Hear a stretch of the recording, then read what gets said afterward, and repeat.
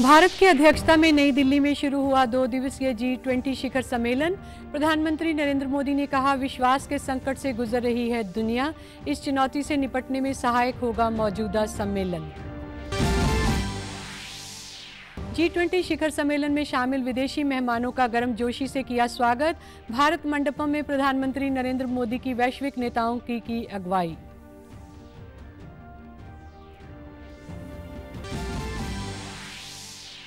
पानीपत के सेवा साधना केंद्र में अखिल भारतीय ग्राहक पंचायत के स्वर्ण जयंती वर्ष के उद्घाटन समारोह। आरएसएस के सरसंघचालक मोहन भागवत ने बतौर मुख्य अतिथि की शिरकत। और विश्व प्राथमिक चिकित्सा दिवस के अवसर पर हरियाणा रेड क्रॉस सोसाइटी ने करनाल में सीपीआर जागरूकता शिविर का किया आयोजन। विद्यार्थियों को सीपीआर तकनीक के प्रति किया जागरूक।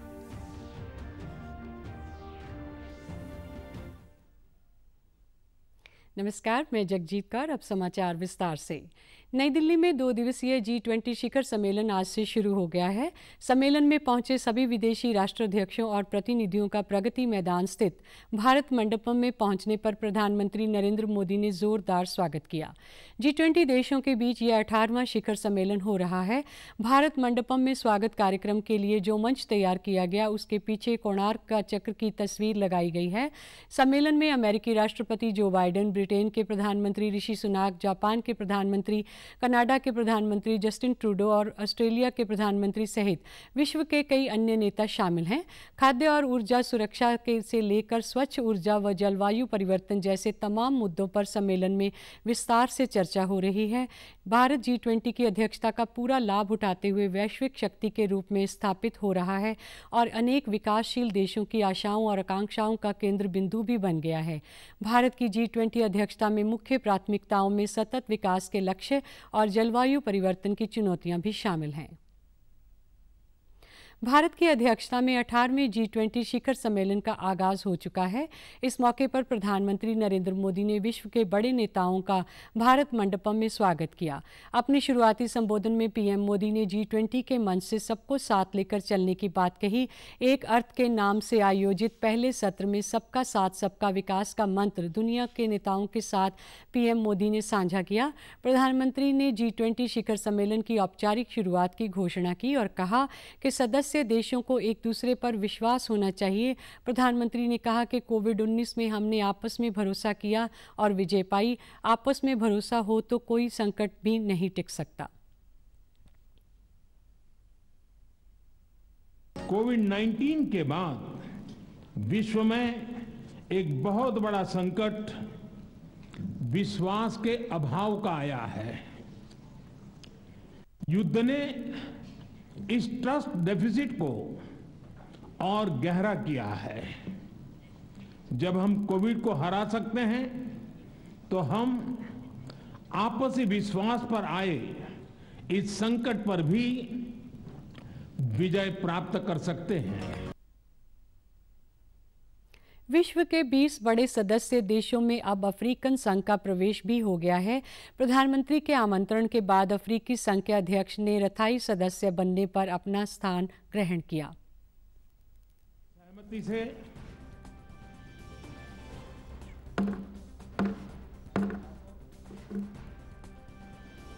आगे की कार्रवाई शुरू करने से पहले मैं अफ्रीकन यूनियन के अध्यक्ष को G20 के स्थायी सदस्य के रूप में अपना स्थान ग्रहण करने के लिए आमंत्रित करता हूं। विश्व के 20 बड़े सदस्य देशों में अब अफ्रीकन संघ का प्रवेश भी हो गया है। प्रधानमंत्री नरेंद्र मोदी के आमंत्रण के बाद अफ्रीकी संघ के अध्यक्ष अजाली असोमानी ने स्थायी सदस्य बनने पर अपना स्थान ग्रहण किया। प्रधानमंत्री ने इससे पहले मोरक्को में भूकंप के कारण हुई जान माल की हानि पर अपनी संवेदनाएं प्रकट की। के प्रति मैं अपनी हार्दिक संवेदना प्रकट करना चाहता हूं। हम प्रार्थना करते हैं कि सभी इंजर्ड लोग शीघ्र स्वस्थ हो। इस कठिन समय में पूरा विश्व समुदाय मोरक्को के साथ है और हम उन्हें हर संभव सहायता पहुंचाने के लिए तैयार हैं। भारत मंडपम में स्वागत कार्यक्रम के लिए जो मंच तैयार किया गया है उसमें पीछे कोणार्क चक्र की प्राकृति लगाई गई है। कोणार्क चक्र पहली बार 13वीं सदी में राजा नरसिंह देव प्रथम के शासनकाल में बनाया गया था। 24 तीलियों वाले इस चक्र के बाद में भारत के तिरंगे में भी जगह दी गई है।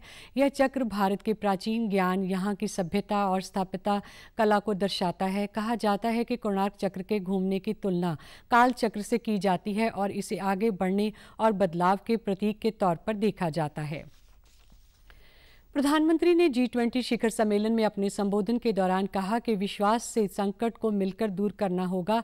अपने संबोधन में प्रधानमंत्री ने कहा कि सभी के साथ मिलकर चलने का ये समय है।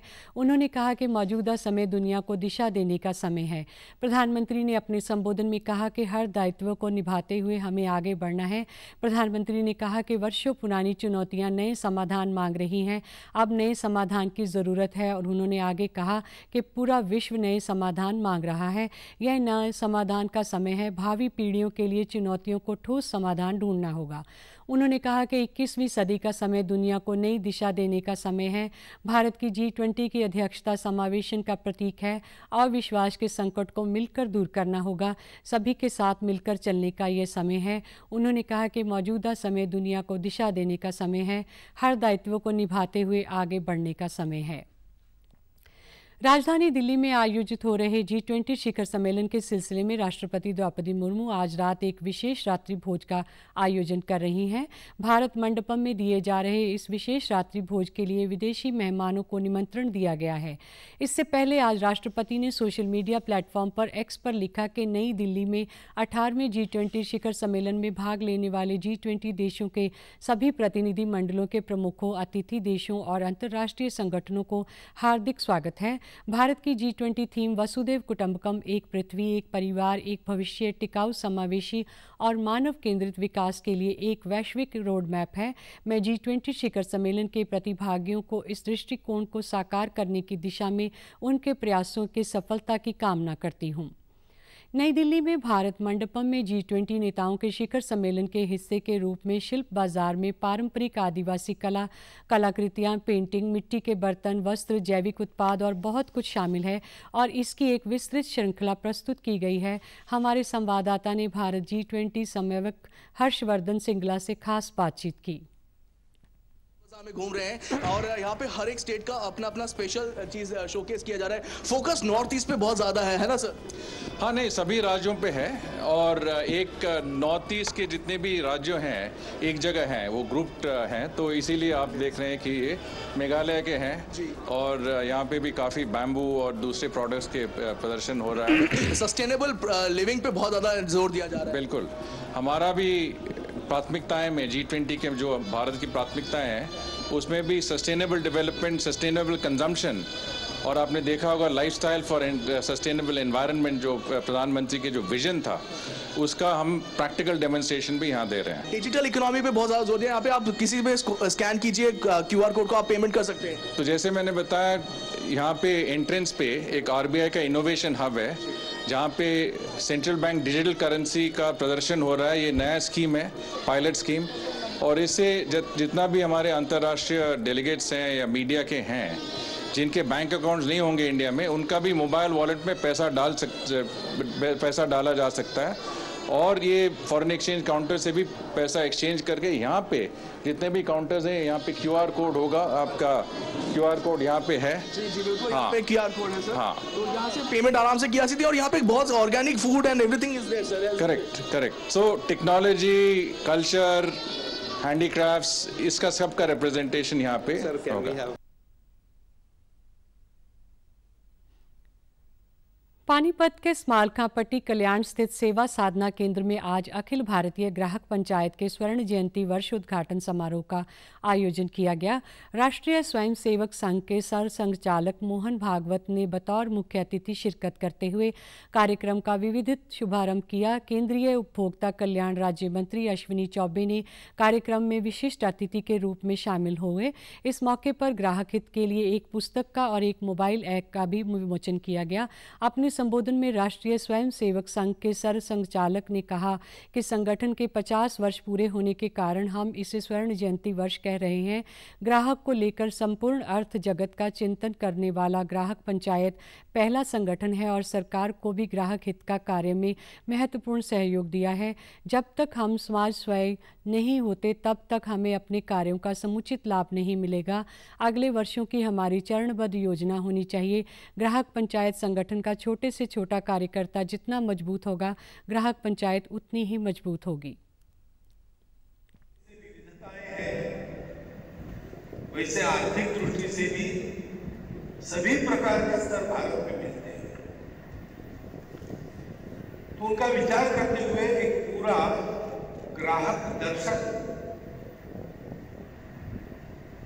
देना, उसको अनुभव की कसौटी पर परख लेना और पक्का करके समाज के सामने प्रस्तुत करना, ये आसान बात नहीं है। वो ग्राहक पंचायत ने करके दिखाई है। तो उत्साह सबके मन में है, परंतु ग्राहक आंदोलन की कोई आयु तो होती नहीं। वहीं इस मौके पर केंद्रीय राज्य मंत्री अश्विनी चौबे ने कहा कि आज ग्राहक पंचायत के स्वर्ण जयंती वर्ष के उद्घाटन के साथ ही देश में G20 सम्मेलन का भी उद्घाटन हो रहा है। G20 में सम्मिलित देश विश्व की अर्थव्यवस्था के 70% का प्रतिनिधित्व करते हैं। जहां अर्थ है वहां ग्राहक है। इस दृष्टिकोण से ग्राहक पंचायत का कार्य महत्वपूर्ण है। हमने NCR में ग्राहकों को लाभ देने वाली एक योजना प्रारंभ की है। इसमें किसानों से उनका उत्पाद सीधे खरीदकर ग्राहकों तक पहुंचाना शुरू किया है। इस योजना में श्री अन्न को भी सम्मिलित किया गया है। भावना से पूरा विश्व एक परिवार, इस नाते यह जो G20 का कार्यक्रम हो रहा है वह अत्यंत ही गौरवान्वित करने वाला संपूर्ण देश के लिए और दुनिया भर के लोगों के लिए। भारत आज एक निगाह भारत की ओर है। जहां हम दुनिया की ओर देखते थे, आज दुनिया भारत की ओर देख रहा है। यह परिवर्तन कहीं न कहीं हम सब लोगों को गौरवान्वित करता है। भाइयों और बहनों, जहां अर्थ है वहां ग्राहक अपने आप जुड़ जाते हैं और सचमुच में लगभग सभी लोग उपभोक्ता हैं। जितनी भी आबादी है, आबादी के अधिकांश लोग उपभोक्ता ही है। विश्व प्राथमिक चिकित्सा दिवस के अवसर पर हरियाणा रेड क्रॉस सोसाइटी द्वारा आज करनाल के दयाल सिंह कॉलेज में CPR जागरूकता शिविर लगाया गया।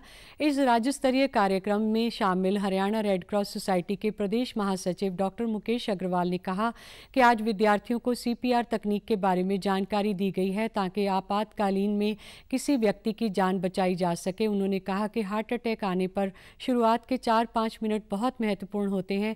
इस समय अगर उसे CPR मिल जाए तो उनकी जान बचाई जा सकती है। CPR वैन के माध्यम से हमने प्रदेश के 60,000 लोगों को जागरूक किया है। नगर निगम करनाल के कमिश्नर अभिषेक मीणा ने कहा कि कोई भी दुर्घटना होने पर शुरुआत के 15 मिनट में व्यक्ति को प्राथमिक उपचार मिल जाए तो कई जानें बचाई जा सकती हैं। उन्होंने कहा कि CPR एक जीवन प्रदान करने वाली तकनीक है। इसकी जानकारी सभी लोगों को होनी चाहिए। हमने समाज को, जनमानस को जागरूक किया है कि ये सब सीखें। क्या पता आप किसी की जान बचा सकते हैं। किसी को हार्ट अटैक आ गया, कोई दुर्घटना हो गई और उसको सांस की ज़रूरत है, उसको हार्ट बंद हो गया, उसका तो CPR दे करके जो 4-5 मिनट पहले होते हैं वो बड़े क्रूशियल होते हैं, गोल्डन पीरियड होता है वो, उसके अंदर CPR उसको मिल जाए तो वो बच सकता है और कितनी ही जानें बच सकती हैं। हमने इस वैन के माध्यम से 66,000 लोगों को पूरे हरियाणा में जागरूक किया है। कोई भी हादसा होता है या फिर इवन हार्ट अटैक होते हैं, उसमें पहले 15 मिनट बड़ा इम्पोर्टेंट होते हैं। अगर उसमें प्राथमिक उपचार सबसे पहले मिल जाए तो कई जानें बचाई जा सकती हैं। इसी तरीके से अगर हार्ट अटैक में हमने पहले 15 मिनट में CPR दे दी तो जान बचने की संभावनाएं काफ़ी ज़्यादा हो जाती हैं। और ज़रूरी है कि जो हमारे बच्चे हैं, हमारे कॉलेज के विद्यार्थी हैं, आम नागरिक हैं, उन पद्धतियों को सीखें। वहीं प्रशिक्षण में आए विद्यार्थियों ने कहा कि उन्हें यहाँ पर प्राथमिक उपचार और CPR तकनीक के बारे में बताया गया, जो कि जीवनदायक है। हमारे आसपास कई बार ऐसी जानलेवा घटनाएं होती हैं, लेकिन अगर हमें प्राथमिक उपचार की सही जानकारी हो तो किसी की भी जान बचाई जा सकती है। किसी को भी हार्ट अटैक आ जाता है, कोई भी इंजरी हो जाती है रोड पर किसी भी समय पर, और वहाँ पर कोई भी अगर मतलब हेल्प के लिए डॉक्टर्स नहीं उपलब्ध हैं, तो किस तरह से वहाँ पर आम जनता उन लोगों की जान बचा सकती है जो उस टाइम पर खतरनाक कंडीशन में हैं वहाँ पर। कभी भी इमरजेंसी पड़ जाती है, जैसे एक्सीडेंट्स वगैरह भी होते हैं या कोई बहुत सारी इंजरीज होती हैं, तो उसके लिए हम क्या कर सकते हैं, कैसे हम उसे बचा सकते हैं, क्योंकि बहुत सारे केसेस आजकल ऐसे आ रहे हैं जिसमें किसी को सांस रुक गई है और हमें पता ही नहीं हम कर क्या सकते हैं, उसे कैसे बचा सकते हैं, और रश की वजह से, जाम की वजह से लेट पहुंचते हैं हॉस्पिटल की तरफ, तो वो बंदा मर जाता है। तो उसे हम एट द मोमेंट हम क्या कर सकते हैं, क्या प्रिकॉशंस ले सकते हैं, कैसे उसे थोड़ी देर के लिए हम बचा सकते हैं। गौरतलब है कि 25 सितंबर से प्रदेश के सभी जिलों से होती हुई CPR वैन आज करनाल पहुंची, जहां पर विश्व प्राथमिक चिकित्सा दिवस पर इस अभियान का समापन हुआ। मुख्यमंत्री मनोहर लाल ने हिसार में कल उगालन गांव में जन संवाद कार्यक्रम में लोगों से संवाद किया। इस दौरान मुख्यमंत्री के समक्ष किसानों ने मांग रखी कि इस क्षेत्र में बारिश नहीं हुई है और उनकी फसल सूख गई है। मुख्यमंत्री ने राजस्व विभाग के गिरदावरी पर मूल्यांकन करने के आदेश दिए और कहा कि फसल खराब है तो उसकी रिपोर्ट दी जाए। CM ने कहा कि जिन किसानों ने फसल बीमा करवाया है उन्हें इसके क्लेम में शामिल करवाया जाएगा और जिन किसानों की फसल का बीमा नहीं है उन्हें खराब फसल का मुआवजा सरकार देगी। जनसंवाद में मुख्यमंत्री ने उगालन और आसपास के गांवों के विकास के लिए अनेक घोषणाएं की। मुख्यमंत्री ने गांव उगालन में बिजली का 33 kV का स्टेशन बनाने, उगालन से भकलाना, खाड़ा खेड़ी और जींद तक सड़क निर्माण, मनसावला तालाब की 4 दीवारी का निर्माण, रामसर तालाब से पानी निकासी के लिए 10 इंच पाइपलाइन प्रोजेक्ट की मंजूरी और गाँव के स्कूल में लड़कियों के लिए अलग से खेल मैदान बनाने की घोषणा की। इसके अलावा उन्होंने खरबला में पीने के पानी की सप्लाई सुदृढ़ करने, सिंधवा में स्कूल की नई बिल्डिंग बनाने, गांव खेड़ी रान गांव में जौहर और पानी निकासी के कार्यों में भी मंजूरी प्रदान की। स्कूल की दिक्कत है जी, पिछले 40 साल पहले बना था वो स्कूल और आज उसकी बिल्डिंग इतनी हालत में है कि ऊपर भी गिर सकती है। स्कूल की बिल्डिंग खराब हो गई है। ठीक है, वो एस्टीमेट तैयार करके आएगा और आपका स्कूल बन जाएगा। एक खेल मैदान होना चाहिए जी लड़कियों के लिए। लड़कियों के स्कूल में खेल का मैदान होना चाहिए। जगह है वहाँ? हाँ जी, हाँ जी। DO साहब, इनकी अगर जगह है तो खेल का मैदान, ठीक है, इनका आप जो है ना एक लिख के हमें भी दे देना ताकि हम अपने पोर्टल में डाल देंगे। एक तो इनका रामसर तालाब, उसमें गंदे पानी की निकासी के लिए इनका कहना है कि जो ड्रेन है 10 इंची पाइपलाइन का उसकी ड्रेन बिछवाई जाए। पहले छोटी है, अब 10 इंची मांग रहे हैं। कौन बताएंगे? पब्लिक हेल्थ बनवा देंगे सर। बनवा देंगे? 19 लाख का। चलिए, बहुत बढ़िया। 33 kVA का पावर हाउस हमारे MP साहब ने विषय रखा था, मेरे पास भी लिखा हुआ है। पावर डिपार्टमेंट बताया क्या है मामला, अभी आई है जी। तो इसका देखो, जरूरत है तो उसका एस्टीमेट बना के भेजो पावर डिपार्टमेंट को। ठीक है, बहुत बढ़िया। उगालन से बुआना रोड, ये जो 5-6 रोड्स हैं इन्होंने बताइए भाई, जरा PWD के लोग बताओ। उगालन से बुआना, उगालन से बड़छप्पर और उगालन से main road Jind Bhiwani road तक। बुआना का 6 किलोमीटर का सर कच्चा रास्ता है, 5 करम का सर। अच्छा, तो PWD तो हमारे नॉर्म्स पे नहीं सर, मार्केटिंग बोर्ड बना सकता सर। इस 5 करम को अगर 6 करम का करा दो या आगे भी चौड़ा करने की जरूरत हो सकती है, 6 का 7 करा दो। 1 करम इधर वालों से ले लो, 1 करम उधर वालों से ले लो। मुख्यमंत्री ने कहा कि राज्य सरकार भ्रष्टाचार को जड़ मूल से समाप्त करने के लिए लगातार कार्य कर रही है और इस कार्य में आम जन को भी अपनी भूमिका निभानी होगी। हरियाणा पावर यूटिलिटीज़ की पहल पर हरियाणा शहरी विकास प्राधिकरण और शिक्षा विभाग के सानिध्य में पंचकुला के इंद्रधनुष ऑडिटोरियम में आज हमारे शहर में वर्षा विषय पर आयोजित 1 दिवसीय कार्यशाला आयोजित की गई। चित्रकला व पेंटिंग पर आधारित इस कार्यशाला में 400 से अधिक विद्यार्थियों और कलाकारों ने भाग लिया। मुख्य सचिव संजीव कौशल ने कार्यशाला के शुभारंभ अवसर पर विद्यार्थियों व कलाकारों द्वारा बनाई गई पेंटिंग का अवलोकन किया। इस दौरान उन्होंने विद्यार्थियों से पेंटिंग के बारे में जानकारी ली और उनका मनोबल भी बढ़ाया। बहुत अच्छी कलाकृतियां देखने का मौका मिला। सभी बच्चे बड़े प्यार से मंत्रमुग्ध होकर बना रहे हैं और टॉपिक भी बहुत अच्छा है, जिसके साथ ही मेरे ख्याल में कोई भी आर्टिस्ट, कोई भी इस तरह की पेंटिंग करने वाले का मन मचल जाता है कि मैं कुछ बनाऊं। इस तरह से बच्चों को आशीर्वाद मिलता रहे, उनका आर्ट एंड कल्चर को बढ़ावा मिलता रहे। बहुत बहुत बधाई, बहुत बहुत शुभकामनाएं। वहीं हरियाणा पावर यूटिलिटीज़ के अध्यक्ष पीके दास ने कहा कि विद्यार्थियों के उत्साह को क्रिएटिविटी में परिवर्तित करने के उद्देश्य से इसका आयोजन किया गया है। ऐसे आयोजनों से सामाजिक सद्भाव के साथ साथ कला एवं संस्कृति को भी बढ़ावा मिलता है।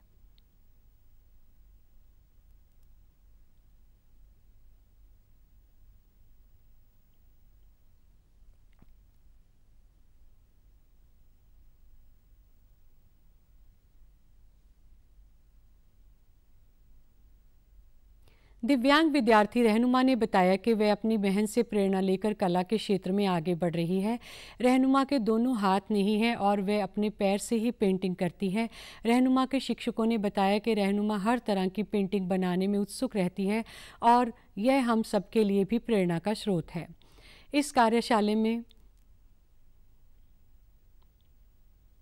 इस कार्यशाला में हरियाणा शहरी विकास प्राधिकरण के मुख्य प्रशासक अजीत बालाजी जोशी विशिष्ट अतिथि के तौर पर और पंचकूला के उपायुक्त सुशील सागवान भी उपस्थित रहे।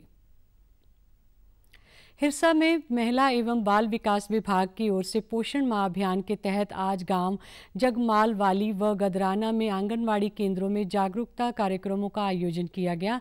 महिला एवं बाल विकास विभाग जिला कार्यक्रम अधिकारी डॉक्टर दर्शन सिंह ने जानकारी देते हुए बताया कि सितंबर माह में पोषण माह अभियान को एक फ्लैगशिप अभियान के तौर पर मनाया जा रहा है। प्रधानमंत्री स्वयं इस कार्यक्रम की देखरेख कर रहे हैं। इस कार्यक्रम के दौरान गर्भवती महिलाओं, बच्चों और किशोरियों के स्वास्थ्य की जांच के साथ साथ उनके खान पान के ऊपर विशेष ध्यान दिया जा रहा है। वहीं प्रवशेकक सुखमंद्र कौर ने बताया कि यह पोषण माह की थीम सुयोजित भारत, साक्षर भारत, सशक्त भारत है, जो कि एक स्वस्थ और मजबूत देश के निर्माण में पोषण, शिक्षा एवं सशक्तिकरण को महत्व पर जोर देता है। गर्भवती और स्तनपान कराने वाली महिलाओं को सही खान पान की जानकारी दी गई। और 1 मार्च का महीना, इसमें जोर शोर से एक जन आंदोलन के रूप में पोषण अभियान मनाया जाता है। इन महिलाओं के लिए, इन बच्चों के लिए और इन हमारी किशोरी बच्चियों के लिए इनका हाइट वेट लिया जाता है, इनका एनीमिया चेक किया जाता है। इनके लिए हेल्थ कैंप पोर्टल चला रहे हैं, जिस पोर्टल पे different type of activities organise करवाई जाती है। एक प्रेग्नेंट महिला है, उसकी गोद भराई की जाती है, या जो बच्चा 6 महीने का हो जाता है उसको ऊपरी आहार हमने शुरू करना है। क्योंकि जी काफ़ी एक्टिविटी रहूगी, जिहदे विच CBE के तहत गोद भराई कराई जाएगी, अन्नप्राशन दिवस भी मनाया जाऊगा, पोषण दिवस भी मनाया जाऊगा। ये राष्ट्रीय पोषण माह का मकसद है भी जो गरीब तो गरीब बच्चा है उन्होंने आंगनवाड़ियों के थ्रू अवेयर किया जाता है। पोषण माह के रूप में मनाया जाता है। ये 2018 से चल रहा है जी प्रोग्राम। इस बार 6ठा पोषण माह है हमारा और हमारा भरपूर प्रयास है कि जैसा कि हर साल मनाते हैं, इस बार भी धूमधाम से पोषण माह मनाएं। हर घर, हर विद्यालय, हर एक जगह, जो भी कहीं भी हमें ये संदेश देना पड़े कि संतुलित आहार कैसे ज़्यादा से ज़्यादा अच्छे तरीके से सर्व सुलभ उपलब्ध साधन से हम उपलब्ध करवा सके, खुद को भी और समाज को भी। जागरूकता कार्यक्रम में आई महिलाओं ने सरकार का धन्यवाद किया। उन्होंने कहा कि आज उन्हें संतुलित आहार की जानकारी दी गई ताकि वे स्वस्थ रह सकें और अपने बच्चों को भी बीमारियों से बचा सकें। जहाँ पे हमारी गोद भराई कराई गई है और जहाँ का प्रोग्राम बहुत ही अच्छा है और बहुत ही बढ़िया है, इसलिए हमें हर किसी को यही शिक्षा देनी चाहिए कि हर बार करवाना चाहिए और हर किसी के कार्यक्रम को बढ़ाना चाहिए। और हम इसके लिए सरकार का धन्यवाद करते हैं। बहुत बढ़िया लगा जिस बुलाया गया इतने जिमें सरकार ने सानू करे ते उम्मीद बढ़िया लगे साड़ी बहुत देखभाल करते हैं जानकारी है ते इत्थे सानू यही चली जाए आए जागे असीं बहुत चंगा लगे। जन स्वास्थ्य अभियांत्रिकी एवं सहकारिता मंत्री डॉक्टर बनवारी लाल आज नूंह जिले के फिरोजपुर झिरका के 5 गांवों में जन संवाद कार्यक्रम में ग्रामीणों की समस्याएं सुनी और अधिकतर का मौके पर ही निपटान किया। इसके बाद उन्होंने मोहम्मद बास गांव के बूस्टिंग स्टेशन का उद्घाटन किया। ये टैंक 80,000 लीटर क्षमता का है। पत्रकारों से बातचीत में उन्होंने कहा कि ग्रामीणों ने सरकार की जन कल्याणकारी योजनाओं का घर बैठे ही लाभ मिलने पर सहमति जताई है। प्रदेश सरकार जनता के विकास के लिए लगातार कार्य करवा रही है। साथ ही उन्होंने कहा कि जन संवाद के माध्यम से सीधे जनता से जुड़कर उनकी समस्याओं का हल किया जा रहा है। सभी मंत्रियों को दिशा निर्देश दिए हैं कि वो भी हर विधानसभा में कम से कम 5 गांव में जाएं और वहां लोगों से बात करें और उनकी जो भी समस्या है वो सुने और जो भी विकास कार्य हैं उनको लेकर के आए। और यहाँ जन संवाद पोर्टल एक माननीय मुख्यमंत्री जी ने बनाया है चंडीगढ़ में, उसी पर अपलोड करके और वो संबंधित अधिकारी विभाग को चले जाएंगे और उस पर काम शुरू हो जाएगा। हमारी सरकार की योजनाएं उनका लाभ जनता तक पहुंच भी रहा है या कागजों में है, तो इसका फीडबैक लेने के लिए भी हम यहाँ आए हैं और हमने लोगों को बताया कि भी सरकार इस तरह से जो व्यवस्था परिवर्तन का काम किया है, जो सर्विसेज को ऑनलाइन किया है और गरीब आदमी को घर बैठे उसको सुविधाएं मिल रही हैं। तो जनता से भी हमने पूछा कि भाई क्या ये सिस्टम आपको अच्छा लगा, तो जनता ने दोनों हाथ खड़े कर करके ये आश्वासन दिया है और ये इस पर मोहर लगाई है कि ये जो सिस्टम है ये अच्छा है, लोगों को परेशानी का सामना नहीं करना पड़ता और घर बैठे उनको जो भी योजना उनका लाभ मिल जाता है। आंध्र प्रदेश के पूर्व मुख्यमंत्री चंद्रबाबू नायडू को अपराध जांच विभाग सीआईडी ने आज नंदयाल में गिरफ्तार कर लिया। यह गिरफ्तारी कौशल विकास निगम घोटाले के सिलसिले में की गई है। नायडू पर ठेकों में जोड़ तोड़ करने, सार्वजनिक धन का दुरुपयोग करने और कौशल विकास निगम के नाम पर एक फर्जी स्कीम को बढ़ावा देने का आरोप है। उनको 3,356 करोड़ रुपए लागत वाली परियोजना में घोटाले के सिलसिले में गिरफ्तार किया गया है। इस परियोजना की 10% राशि सरकार और 90% राशि जर्मन कंपनी सीमेंस द्वारा दी जानी थी, लेकिन सीमेंस ने मजिस्ट्रेट को दिए बयान में कहा था कि संयुक्त उद्यम या सरकार द्वारा जारी सहमति पत्र में वह शामिल नहीं है। समाचारों में आज इतना ही। नमस्कार।